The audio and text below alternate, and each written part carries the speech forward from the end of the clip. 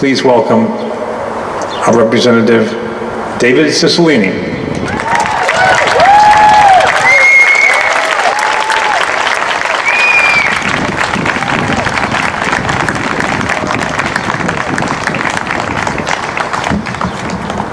Good afternoon. It's great to see everyone here. Thank you all for coming out.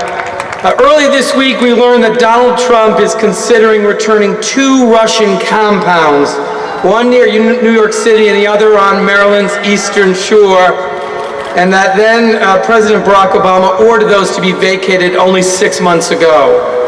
The news, of course, comes after 17 American intelligence agencies concluded that Vladimir Putin's regime directed interference in the 2016 presidential election with the express purpose of undermining the election of Hillary Clinton and advancing the election of Donald Trump.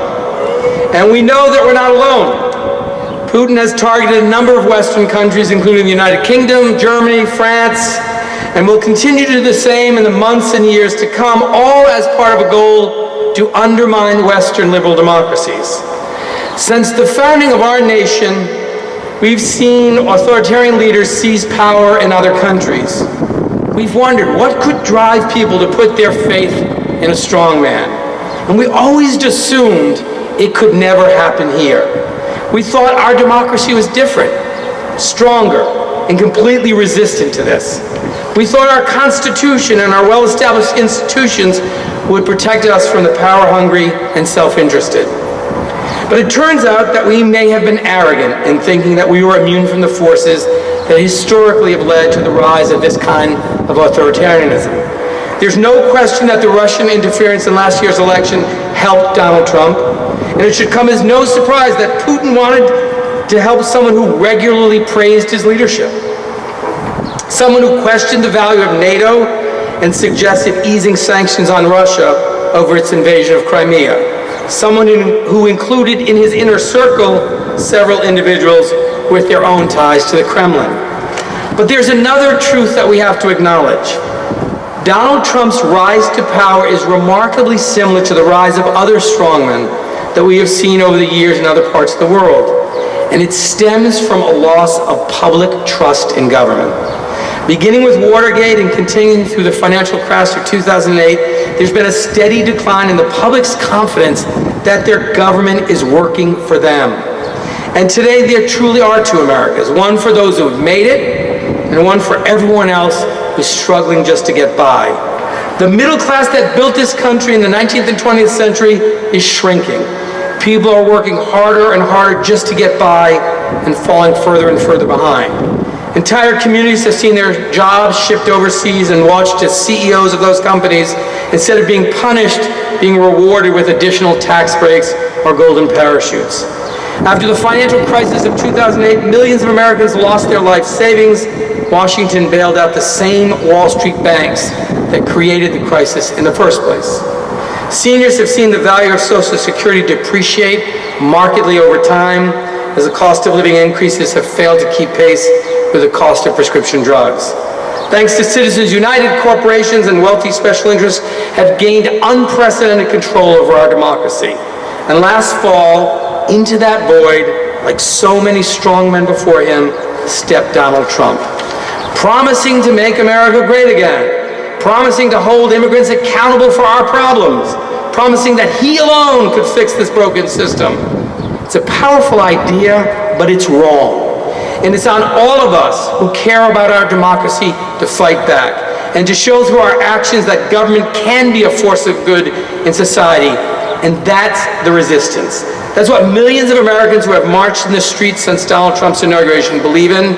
And today, once again, we're seeing what the resistance is capable of. Tens of thousands of Americans have taken to the streets once again to demand answers and to hold this president accountable. The demands are simple and straightforward. 1, an independent commission must be established, and congressional investigations should be well-resourced, transparent, and free of partisan meddling. 2nd, Congress must require Donald Trump to release his tax returns, to clarify his business interests and his obligations to any foreign entity. If crimes are committed or collusion is discovered, it must be prosecuted to the fullest extent of the law. I'm very proud to be a co-sponsor of legislation to require an independent commission to get to the bottom of the Russian interference in our election and to ensure that it never happens again. And earlier this year, I introduced a bill that would require the president to release his or her tax returns to the public. These are common sense proposals that will go a long way to restoring the public's faith in their government. In fact, Donald Trump should welcome these proposals as a way to help clear his name and help move the country forward. As long as this cloud continues to hang over his administration, it will continue to distract from the hard work of improving the lives of the American people. We are not going to let this go until we get all the answers we deserve. The stakes are incredibly high, and all Americans understand that this is not about partisan politics, or they should understand this is not about partisan politics. It's about protecting the foundations of our democracy. The truth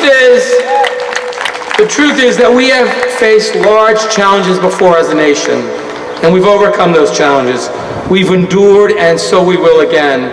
And the reason that I am so confident that Americans now understand that the future of our country will be decided by their willingness to remain deeply involved in the civic life of our country, and that Americans have experienced a political awakening that is unprecedented, and that they will continue to demand that their voices are heard. And that's the reason I'm optimistic. So I want to just say thank you for what you're doing today. Thank you for what you're doing to be part of this resistance. The only way that we will preserve this democracy that we love is to ensure that we all remain deeply involved in the civic life of our country. Thank you very much.